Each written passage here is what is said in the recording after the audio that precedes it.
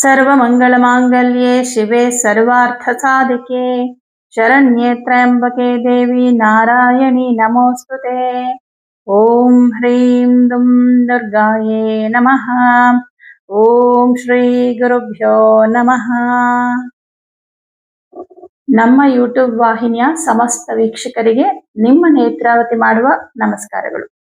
ಮಾಸ ಭವಿಷ್ಯ ಕಾರ್ಯಕ್ರಮಕ್ಕೆ ನಿಮ್ಮೆಲ್ಲರಿಗೂ ಆತ್ಮೀಯವಾದ ಸ್ವಾಗತ. ವೀಕ್ಷಕರೇ, ಮೇ ತಿಂಗಳಿನಲ್ಲಿ 12 ರಾಶಿಗಳ ಒಂದು ಮಾಸ ಭವಿಷ್ಯ ಹೇಗಿದೆ, ಯಾವ ಯಾವ ಗ್ರಹಗಳು ಯಾವ ರೀತಿಯ ಪ್ರಭಾವವನ್ನು ಉಂಟು ಮಾಡ್ತಿದ್ದಾರೆ ಅನ್ನೋದನ್ನ ಈಗ ನೋಡೋಣ. ವೃಷಭ ರಾಶಿ. ವೃಷಭ ರಾಶಿಯವರಿಗೆ ನಿಮ್ಮ ರಾಶಿಯಲ್ಲಿ ಬುಧ ಗ್ರಹ ಬಹಳ ಶುಭ. ಯಾಕೆಂದ್ರೆ ಬುಧ ಧನಾಧಿಪತಿ ಹಾಗೂ ಪಂಚಮಾಧಿಪತಿ. ನಿಮಗೆ ಶುಭ ಯೋಗವನ್ನ ಕೊಡುವವನು ಮತ್ತು ಹಣವನ್ನ ಕೊಡುವವನು ಬುಧನಾಗಿರ್ತಾನೆ.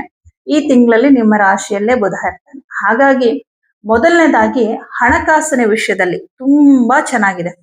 ನಿಮ್ಮ ಒಂದು ಕೆಲಸ ಕಾರ್ಯಗಳಲ್ಲಿ, ವ್ಯಾಪಾರದಲ್ಲಿ, ವ್ಯವಹಾರದಲ್ಲಿ ಅತ್ಯುತ್ತಮವಾದಂತಹ ಒಂದು ಲಾಭವನ್ನ ಕಾಣ್ತೀರಾ. ಯಾರ್ಯಾರೆಲ್ಲ ಸ್ವಂತ ಉದ್ಯೋಗವನ್ನ ಮಾಡ್ತಾ ಇದ್ದೀರೋ ನಿಮ್ಮ ಉದ್ಯೋಗದಲ್ಲಿ, ವ್ಯಾಪಾರದಲ್ಲಿ ಅತಿ ಹೆಚ್ಚಿನ ಲಾಭ, ನೀವು ನಿರೀಕ್ಷೆ ಮಾಡಿದ್ದಕ್ಕಿಂತ ಜಾಸ್ತಿ ಲಾಭವನ್ನೇ ನೀವು ಕಾಣ್ತೀರಾ ಅಂತ ಹೇಳ್ಬೋದು. ಎರಡನೇ ವಿಚಾರ ಏನಪ್ಪಾ ಅಂದ್ರೆ, ನಿಮ್ಮ ರಾಶಿಯಲ್ಲಿರ್ತಕ್ಕಂಥ ಬುಧ ನಿಮ್ಗೆ ವಾಕ್ಸ್ಥಾನಾಧಿಪತಿ ಕೂಡ ಆಗಿರೋದ್ರಿಂದ ಮಾತಿನಿಂದ ಲಾಭ. ನೀವು ಏನೇ ಒಂದು ಮಾತುಕತೆ ಇದ್ರೂ ಕೂಡ ಅದು ಯಾವ ವಿಚಾರ ಆಗಿರ್ಬೋದು, ನೀವು ಕೆಲ್ಸಕ್ಕೆ ಸೇರ್ಕೊಂಡಿದ್ದೀರಾ, ಅಲ್ಲಿ ಸ್ಯಾಲ್ರಿ ಜಾಸ್ತಿ ಮಾಡಿ ಅಂತ ಕೇಳ್ಬೇಕು ಅಥವಾ ಪ್ರಮೋಷನ್ ಬೇಕು ಅಂತ ಕೇಳ್ಬೇಕು, ಯಾವುದೇ ವಿಚಾರದ ಕುರಿತು ನೀವು ನಿಮ್ಮ ಮೇಲಧಿಕಾರಿಗಳ ಹತ್ರ ಮಾತಾಡಿದ್ರು, ಆಸ್ತಿ ವಿಚಾರಕ್ಕೆ ಸಂಬಂಧಪಟ್ಟಂತೆ ಏನಾದ್ರೂ ನೀವು ಮಾತಾಡ್ಬೇಕು ಅಂತಿದ್ರು ಕೂಡ, ಅಥವಾ ನಿಮ್ಮ ಬಂಧು ಬಳಗದಲ್ಲಿ ಏನೋ ಒಂಚೂರು ಮನಸ್ತಾಪಗಳಾಗಿದೆ, ಸರಿ ಮಾಡ್ಕೋಬೇಕು, ಆ ತರದ್ದೇನಾದ್ರೂ ಮಾತಾಡ್ಬೇಕು ಅಂತಿದ್ರು ಕೂಡ, ಏನಾದ್ರೂ ಒಪ್ಪಂದಗಳನ್ನ ಮಾಡ್ಕೋಬೇಕು ಅಂತಿದ್ರು ಕೂಡ, ಪ್ರತಿಯೊಂದ್ರಲ್ಲೂ ನಿಮಗೆ ಶುಭವೇ ಆಗತ್ತೆ. ಇದು ಪರ್ಫೆಕ್ಟ್ ಟೈಮ್, ಇದು ಸರಿಯಾದ ಸಮಯವಾಗಿದೆ. ಇಲ್ಲ ವೈವಾಹಿಕ ಜೀವನದಲ್ಲೇ ಮನಸ್ತಾಪಗಳು ಆಗೋಗ್ಬಿಟ್ಟಿದೆ, ಮಾತಾಡಿ ಸರಿ ಮಾಡ್ಕೊಂಡ್ಬಿಡೋಣ, ಈ ತರದ್ದೇನಾದ್ರೂ ಇದ್ರು ಕೂಡ ಅದ್ಭುತವಾದ ಸಮಯ. ಯಾಕಂದ್ರೆ ಬುಧ ಮಾತುಗಾರ, ಮಾತಿಗೆ ಕಾರಕನೇ ಅವನು.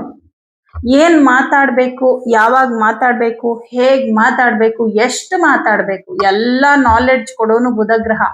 ಇವತ್ತು ಪರಿಸ್ಥಿತಿ ಹೆಂಗಾಗಿದೆ ಅಂದ್ರೆ, ಮಾತಿಂದನೇ ತುಂಬಾ ಸಮಸ್ಯೆಗಳನ್ನ ಮಾಡ್ಕೊಳ್ತಾರೆ ಎಷ್ಟೋ ಜನ.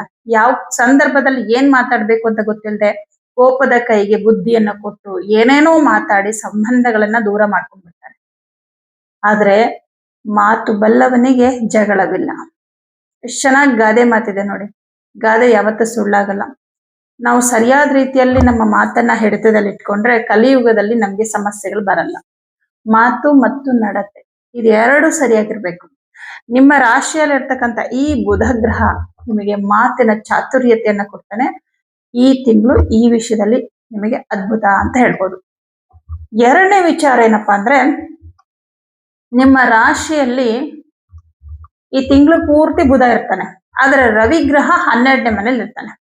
12ನೇ ಮನೇಲಿರೋ ರವಿ 15ನೇ ತಾರೀಕುವರೆಗೂ ನಿಮ್ಗೇನು ಶುಭ ಫಲ ಕೊಡಲ್ಲ. ಬಟ್ ಯಾವ ವಿಷಯದಲ್ಲಿ ಶುಭ ಫಲ ಕೊಡ್ತಾನೆ ಅಂದ್ರೆ, ನೀವೇನಾದ್ರೂ ಸೈಟ್ ಆಗಿರ್ಬೋದು, ಮನೆ ಆಗಿರ್ಬೋದು, ಪ್ರಾಪರ್ಟಿ ಏನಾದ್ರೂ ಸೇಲ್ ಮಾಡ್ಬೇಕು ಅಂತ ಅನ್ಕೊಂಡಿದೀರ ಅನ್ಕೊಳ್ಳಿ.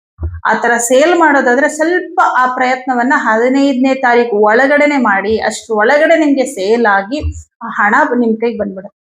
15ನೇ ತಾರೀಕಿನ ನಂತರ ಸೇಲ್ ಮಾಡೋದಕ್ಕೆ ಸ್ವಲ್ಪ ಕಷ್ಟ. ಆದರೆ ತಗೋಬೇಕು ಅಂತ ಅನ್ಕೊಂಡಿದ್ದೀರಾ, ಸೈಟ್ ತಗೋಬೇಕು, ಮನೆ ತಗೋಬೇಕು, ಕಾರ್ ತಗೋಬೇಕು, ಈ ತರದ್ದೇನಾದ್ರು ಅನ್ಕೊಂಡಿದ್ರೆ 15ನೇ ತಾರೀಕು ಮೇಲೆ ತುಂಬಾ ತುಂಬಾ ಒಳ್ಳೆ ಟೈಮ್. ಯಾಕಂದ್ರೆ ಚತುರ್ಥಾಧಿಪತಿ ರವಿ ನಿಮ್ ರಾಶಿಯಲ್ಲಿ ಇರ್ತಾನೆ, ಧನಾಧಿಪತಿ ಬುಧ ನಿಮ್ ರಾಶಿಯಲ್ಲಿ ಇರ್ತಾನೆ. ಹಾಗಾಗಿ ಪ್ರಾಪರ್ಟಿ ತಗೊಳ್ಳೋದಕ್ಕೆ 15ನೇ ತಾರೀಕು ಮೇಲೆ ಶುಭ, ಪ್ರಾಪರ್ಟಿ ಸೇಲ್ ಮಾಡೋದಕ್ಕೆ 15ನೇ ತಾರೀಕು ಒಳಗಡೆನೆ ಪ್ರಯತ್ನ ಮಾಡಿ. ಆಯ್ತಾ? ಇನ್ನು ನೆಕ್ಸ್ಟ್, ನಿಮ್ಮ ರಾಶ್ಯಾಧಿಪತಿಯಾದಂತಹ ಶುಕ್ರ ಗ್ರಹ 2ನೇ ಮನೇಲಿ ಇರ್ತಾನೆ ನೋಡಿ. ರಾಶ್ಯಾಧಿಪತಿ 2ನೇ ಮನೆಯಲ್ಲಿ, 2ನೇ ಮನೆ ಅಧಿಪತಿ ನಿಮ್ಮ ರಾಶಿಯಲ್ಲಿ. ಇಲ್ಲಿ ಬುಧ ಶುಕ್ರ ಎಕ್ಸ್ಚೇಂಜ್ ಆಗಿದ್ದಾರೆ. ಬುಧನ ಮನೆಯಲ್ಲಿ ಶುಕ್ರ, ಶುಕ್ರನ ಮನೆಯಲ್ಲಿ ಬುಧ. ತುಂಬಾ ಬ್ಯೂಟಿಫುಲ್ ಕಾಂಬಿನೇಷನ್ ಇದು. ಯಾಕೆಂದ್ರೆ ಬಹಳ ಮಿತ್ರರು ಬುಧ ಶುಕ್ರ, ಒಂಥರ ಲಕ್ಷ್ಮೀನಾರಾಯಣ ಯೋಗ ಅಂತ ಹೇಳ್ಬೋದು. ಯಾಕೆ ಅಂತಂದ್ರೆ, ಇಲ್ಲಿ ಬುಧನ ಅಧಿದೇವತೆ ವಿಷ್ಣು, ಶುಕ್ರನ ಅಧಿದೇವತೆ ಲಕ್ಷ್ಮಿ, ಇವರಿಬ್ರು ಜೊತೆಲೆ ಇರ್ತಿರ್ತಾರೆ. ಹಾಗಾಗಿ ಇದು ಒಳ್ಳೆ ಕಾಂಬಿನೇಷನ್. ಬುಧನ ಮನೆಯಲ್ಲಿ ಶುಕ್ರ, ಶುಕ್ರನ ಮನೆಯಲ್ಲಿ ಬುಧ ಇರೋದ್ರಿಂದ ಇಬ್ರು ನಿಮ್ಗೆ ಶುಭ ಫಲ ಕೊಡ್ತಾರೆ. ಯಾರ್ಯಾರೆಲ್ಲ ಸ್ವಂತ ಉದ್ಯೋಗ ಮಾಡ್ತಾ ಇದ್ರೆ ಉದ್ಯೋಗದಲ್ಲಿ ತುಂಬಾ ಒಳ್ಳೆ ಅಭಿವೃದ್ಧಿ, ಏನೋ ಒಂದಿಷ್ಟು ಚೇಂಜಸ್ ಮಾಡ್ಕೊಳ್ತೀರಾ, ಕೆಲವು ಬದಲಾವಣೆಗಳು ಮಾಡ್ಕೊಳ್ತೀರಾ. ಈ ಬದಲಾವಣೆಗಳು ನಿಮ್ಗೆ ಸಡನ್ ಆಗಿ ನಿಮ್ಗೆ ಒಳ್ಳೆ ಫಲ ಕೊಡೋದಕ್ಕೆ ಶುರು ಆಗತ್ತೆ. ಬಿಸ್ನೆಸ್ ಅಲ್ಲಿ ತುಂಬಾ ಇಂಪ್ರೂವ್ಮೆಂಟ್, ಎಕ್ಸ್ಪೆಕ್ಟೇಷನ್ ಗಿಂತ ಜಾಸ್ತಿ ದುಡ್ಡು ಬಂತು, ಈ ತರದ್ದು ಏನೋ ಒಂದಿಷ್ಟು ಒಳ್ಳೇದಾಗತ್ತೆ. ಹಾಗೆ 2ನೇ ಮನೆಯಲ್ಲಿರುವಂತಹ ಶುಕ್ರ ನಿಮ್ಮ ಮಾತು ಎಲ್ಲರನ್ನ ಆಕರ್ಷಿಸೋ ಹಾಗೆ ಮಾಡುತ್ತೆ. ಶುಕ್ರ ಅಂದ್ರೇನೆ ಆಕರ್ಷಣೆ. ಒಳ್ಳೆ ಅಂದ ಚಂದ, ಮಾತುಗಾರಿಕೆ, ಟ್ಯಾಲೆಂಟ್, ಒಳ್ಳೆ ಚೆನ್ನಾಗಿ ಹಾಡ್ತಾರೆ ಅಂದ್ರೆ ಅಟ್ರಾಕ್ಟ್ ಆಗ್ತಾರೆ. ಒಬ್ರು ಚೆನ್ನಾಗಿ ಡ್ಯಾನ್ಸ್ ಮಾಡ್ತಾರೆ, ಒಬ್ರು ಚೆನ್ನಾಗಿ ಸಂಗೀತ ಬರೀತಾರೆ, ಅಥವಾ ಒಬ್ರು ಸಂಗೀತನ ಹೇಳ್ತಾರೆ, ಹಾಡ್ತಾರೆ, ಅಥವಾ ನೃತ್ಯ ಮಾಡ್ತಾರೆ, ಅಥವಾ ಡ್ರಾಯಿಂಗ್ ಮಾಡ್ತಾರೆ. ಈ ತರದ ಎಲ್ಲಾ ತರದ ಕಲೆಗಳಿಗೂ ಶುಕ್ರನೇ ಕಾರಕ. ಮಾತಾಡೋದು ಕೂಡ ಒಂದು ಕಲೆ. ಈ ಕಲೆಯನ್ನ ನಿಮ್ಗೆ ಹೆಚ್ಚು ಮಾಡ್ತಾನೆ. ಹಾಗಾಗಿ ಒಂಥರ ಎಲ್ರನ್ನೂ ಅಟ್ರಾಕ್ಟ್ ಮಾಡ್ತೀರಾ ಮಾತಿನ ಮೂಲಕ ಅಂತ ಹೇಳ್ಬೋದು. ಇನ್ನು ಚತುರ್ಥಾಧಿಪತಿಯಾದ ಸೂರ್ಯನು ನಿಮ್ಮ ರಾಶಿಯಲ್ಲಿರೋದ್ರಿಂದ ತಾಯಿಯ ವಿಚಾರದಲ್ಲಿ ಏನಾದ್ರೂ ಸಮಸ್ಯೆಗಳಾಗಿತ್ತು ಅಂತಂದ್ರೆ ಅದೆಲ್ಲ ಸಾಲ್ವ್ ಆಗುತ್ತೆ. ಯಾಕಂದ್ರೆ ಬುಧನು ಪಂಚಮಾಧಿಪತಿಯಾಗಿ ಸೂರ್ಯನಿಗೆ ಮಿತ್ರನಾಗಿ ಜೊತೆಲಿರೋದ್ರಿಂದ ತಾಯಿಗೆ ಏನೋ ಸ್ವಲ್ಪ ಹುಷಾರಿರಲಿಲ್ಲ, ಅವ್ರ ಆರೋಗ್ಯದಲ್ಲಿ ಏನೋ ಏರುಪೇರುಗಳಾಗಿತ್ತು, ಈ ತರದ್ದು ಏನೇ ಸಮಸ್ಯೆಗಳಿದ್ರು ಕೂಡ ಅದು ನಿವಾರಣೆ ಆಗುತ್ತೆ. ಹಾಗೆ ಬುಧ ನಿಮ್ಮ ರಾಶಿಯಲ್ಲಿರೋದ್ರಿಂದ ವಿದ್ಯಾರ್ಥಿಗಳಿಗೆ ತುಂಬಾ ಚೆನ್ನಾಗಿದೆ. ವಿದ್ಯಾಭ್ಯಾಸದಲ್ಲಿ ಉತ್ತಮವಾದಂತಹ ಒಂದು ಅಭಿವೃದ್ಧಿ. ನಿಮ್ಮ ಒಂದು ಶಾಲೆ ಆಗಿರ್ಬಹುದು, ಕಾಲೇಜ್ ಆಗಿರ್ಬಹುದು, ಕೆಲವೊಂದು ಆಯ್ಕೆಗಳಿರುತ್ತೆ. ಈ ತಿಂಗಳಲ್ಲೆಲ್ಲ ಆಯ್ಕೆ ಮಾಡ್ಕೊಳ್ತಾ ಇರ್ತಾರೆ. ನಿಮ್ಮ ಆಯ್ಕೆಯಂತೆ ಎಲ್ಲವೂ ಕೂಡ ಆಗುತ್ತೆ. ಸಪ್ತಮಾಧಿಪತಿ ಕುಜನು 12ನೇ ಮನೇಲಿ ಇರ್ತಾನೆ. ನೋಡಿ, ಸಪ್ತಮಾಧಿಪತಿ ಕುಜ 12ನೇ ಮನೆಯಲ್ಲಿದ್ದಾನೆ. 12ನೇ ಮನೆಯು ವ್ಯಯಸ್ಥಾನ, ಆದ್ರೆ ಕುಜನ ಸ್ವಕ್ಷೇತ್ರ. ಹಾಗಾಗಿ ಪಾರ್ಟ್ನರ್ಶಿಪ್ ಅಲ್ಲಿ ಬಿಸ್ನೆಸ್ ಮಾಡೋರಿಗೆ ಸ್ವಲ್ಪ ನಿಧಾನ ಆಗ್ತಾ ಇರುತ್ತೆ ಕೆಲಸಗಳಾಗೋದು, ಬಟ್ ಇನ್ಕಮ್ಗೇನು ಕೊರತೆ ಇರಲ್ಲ. ಇನ್ನು ಭಾಗ್ಯಾಧಿಪತಿಯಾದ ಶನಿ ಗ್ರಹ ಆಲ್ರೆಡಿ ಲಾಭದಲ್ಲೇ ಕುತ್ಕೊಂಡಿರೋದ್ರಿಂದ ತುಂಬಾ ಲಾಭವನ್ನ ಕೊಡ್ತಾ ಇದ್ದಾನೆ. ದಶಮದ ರಾಹುವಿನಿಂದಾಗಿ ಈ ತಿಂಗಳಿನಲ್ಲಿ ನಿಮ್ಮ ಬಿಸ್ನೆಸ್ ಅಲ್ಲಿ ಕೆಲವು ಬದಲಾವಣೆಗಳನ್ನು ಮಾಡ್ಕೊಳ್ತೀರಾ. ನಿಮ್ಮ ರಾಶಿಯಲ್ಲೇ ಇರ್ತಕ್ಕಂಥ ಬುಧನಿಂದಾಗಿ ಕುಟುಂಬದಲ್ಲಿ ಏನೇ ಸಮಸ್ಯೆಗಳಿದ್ರು ಕೂಡ ಅದನ್ನ ಸರಿ ಮಾಡ್ಕೊಳ್ತೀರಾ. 2ನೇ ಮನೆಯಲ್ಲಿ ಬುಧ ಶುಕ್ರ ಇರ್ತಾರೆ, ಗುರು ಶುಕ್ರ ಇರ್ತಾರೆ. ನೋಡಿ, ಶುಭ ಗ್ರಹಗಳು 2ನೇ ಮನೆಯಲ್ಲಿ ಇರೋದ್ರಿಂದ ಕುಟುಂಬದಲ್ಲಿದ್ದಂತಹ ಭಿನ್ನಾಭಿಪ್ರಾಯಗಳು, ಮನಸ್ತಾಪಗಳು, ಇದನ್ನೆಲ್ಲ ಸರಿ ಮಾಡ್ಕೊಳ್ತೀರಾ. ಒಂದ್ ರೀತಿ ಎಲ್ಲಿ ಹೋದ್ರೂ ಉತ್ತಮ ಗೌರವ, ಮರ್ಯಾದೆ. ರವಿ ಅಂದ್ರನೆ ಹಾಗೆ ನಮ್ಗೊಂದು ತೇಜಸ್ಸನ್ನ ಕೊಡ್ತಾನೆ, ಗಾಂಭೀರ್ಯತೆಯನ್ನ ಕೊಡ್ತಾನೆ. ಹಾಗೆ ಒಂಥರ ಎಲ್ಲಿ ಹೋದ್ರೂ ನಿಮ್ಗೊಂದು ರೆಸ್ಪೆಕ್ಟ್ ಇರುತ್ತೆ, ಒಂದ್ ರೀತಿ ಖುಷಿಯಾದ ವಾತಾವರಣ ಇರುತ್ತೆ, ತುಂಬಾ ಖುಷಿ ಪಡ್ತೀರಾ ಅಂತ ಹೇಳ್ಬೋದು. ಈ ತಿಂಗಳು ಪೂರ್ತಿ ನೀವು ಬಹಳ ಸಂತೋಷ ಪಡ್ತೀರಾ ಅಂತ ಹೇಳ್ಬೋದು. 6ನೇ ಮನೆ ಅಧಿಪತಿಯಾದಂತಹ ಶುಕ್ರನು 2ನೇ ಮನೆಯಲ್ಲಿರೋದ್ರಿಂದ ಬೇರೆಯವರ ಕೈ ಕೆಳಗೆ ಕೆಲಸ ಮಾಡ್ತಕ್ಕಂಥವ್ರಿಗೆ ತುಂಬಾ ಚೆನ್ನಾಗಿದೆ. ಸರ್ಕಾರಿ ಉದ್ಯೋಗದಲ್ಲಿರೋರ್ಗೂ ತುಂಬಾ ಚೆನ್ನಾಗಿದೆ, ಏನು ಸಮಸ್ಯೆ ಇಲ್ಲ. ಹಾಗೆ ಲೋನ್ಗೋಸ್ಕರ ಪ್ರಯತ್ನ ಮಾಡ್ತಿದ್ರೆ ಖಂಡಿತ ಆಗತ್ತೆ ಈ ತಿಂಗಳು. ಯಾಕಂದ್ರೆ ಶುಕ್ರ ನಿಮ್ಗೆ ರಾಷ್ಟ್ರಾಧಿಪತಿ ಹೌದು, ಋಣ ಸ್ಥಾನಾಧಿಪತಿನೂ ಹೌದು. ಋಣ ಅಂದ್ರೇನು? ಸಾಲ. 6ನೇ ಮನೆ ಅಧಿಪತಿ 2ನೇ ಮನೇಲಿ ಇದ್ದಾನೆ. ಧನ ನೋಡಿ, ಋಣಾಧಿಪತಿ ಹೋಗಿ ಧನಸ್ಥಾನದಲ್ಲಿ ಬಂದ್ರೆ ಋಣದಿಂದ ಧನ ಅಂದ್ರೆ ಸಾಲ ಮಾಡ್ಕೊಂಡು ಆ ಸಾಲದ ದುಡ್ಡು ನಿಮ್ಮ ಹತ್ರ ಬರುತ್ತೆ.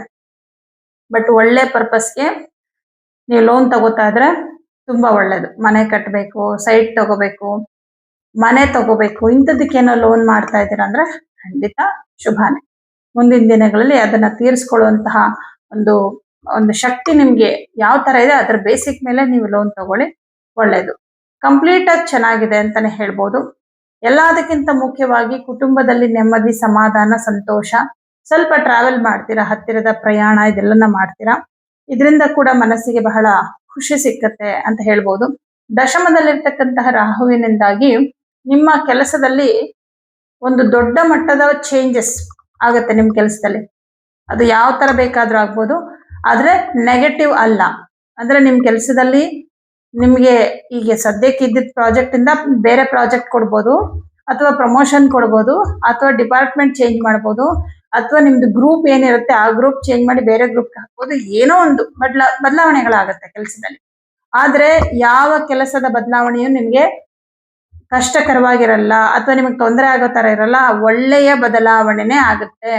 ಯಾಕೆಂದ್ರೆ ಶನಿ, ಶುಕ್ರ, ಬುಧ, ರವಿ ಇವರೆಲ್ಲ ಶುಭ ಫಲ ಕೊಡ್ತಿದ್ದಾರೆ. ಮತ್ತೊಂದು ದೊಡ್ಡ ವಿಚಾರ ಏನಪ್ಪಾ ಅಂದ್ರೆ ವಿದೇಶಕ್ಕೆ ಹೋಗ್ಬೇಕು, ಉದ್ಯೋಗಕ್ಕೋಸ್ಕರ ಆಗಿರ್ಬೋದು, ಎಜುಕೇಶನ್ಗೋಸ್ಕರ ಆಗಿರ್ಬೋದು, ವಿದೇಶಕ್ಕೆ ಹೋಗ್ಬೇಕು ಅಂತ ಪ್ರಯತ್ನ ಮಾಡ್ತಾ ಇರೋರಿಗೆ ವಿದೇಶಕ್ಕೆ ಹೋಗುವಂತಹ ಅವಕಾಶ ಕೂಡ ಸಿಕ್ಕುತ್ತೆ. ಯಾಕಂದ್ರೆ 12ನೇ ಮನೆ ಅಧಿಪತಿ ಕುಜಗ್ರಹ 12ನೇ ಮನೆಯಲ್ಲೇ ತನ್ನ ಮೂಲ ತ್ರಿಕೋನವಾದ ಮೇಷರಾಶಿಯಲ್ಲೇ ಇರೋದ್ರಿಂದ ಈ ವಿಚಾರವಾಗಿ ಕೂಡ ತುಂಬಾ ಚೆನ್ನಾಗಿದೆ. ಮಕ್ಕಳಿಂದ ಖುಷಿ, ಮಕ್ಕಳ ವಿಚಾರದಲ್ಲಿ ಒಳ್ಳೆ ಮಾರ್ಕ್ಸ್ ತೆಗ್ದಿದ್ದಾರೆ, ಚೆನ್ನಾಗಿ ಓದ್ತಾ ಇದ್ದಾರೆ, ಏನೋ ಒಂದು ವಿಚಾರದಲ್ಲಿ ಮಕ್ಕಳಿಂದ ಸಂತೋಷ, ಸಂತೃಪ್ತಿ, ಮನೆಯಲ್ಲಿ ನೆಮ್ಮದಿಯ ವಾತಾವರಣ ಇದೆಲ್ಲವೂ ಕೂಡ ಇರುತ್ತೆ. ಮನಸ್ಸಿಗೆ ಬಹಳ ಸಂತೋಷ ಇರೋದ್ರಿಂದ ತುಂಬಾ ಚೆನ್ನಾಗಿದೆ ಈ ತಿಂಗಳು ಅಂತ ಹೇಳ್ಬೋದು. ಯಾಕಂದ್ರೆ ಎಷ್ಟೇ ಸಂಪಾದನೆ, ಎಷ್ಟೇ ದುಡಿಮೆ ಅಂತ ಇದ್ರೂ ಕೂಡ ಮನೆಯಲ್ಲಿ ನೆಮ್ಮದಿ, ಮನಸ್ಸಿನಲ್ಲಿ ನೆಮ್ಮದಿ ಇದ್ದಾಗ ನಿಜವಾಗ್ಲೂ ಇದು ಒಳ್ಳೆ ಸಮಯ ಅಂತ ಹೇಳ್ಬೋದು. ವೃಷಭ ರಾಶಿಯವರಿಗೆ ಈ ಮೇ ತಿಂಗಳು ಖಂಡಿತವಾಗ್ಲೂ ತುಂಬಾ ಒಳ್ಳೆ ಸಮಯ ಅಂತ ಹೇಳ್ಬೋದು. ಎಲ್ಲರಿಗೂ ಶುಭವಾಗಲಿ.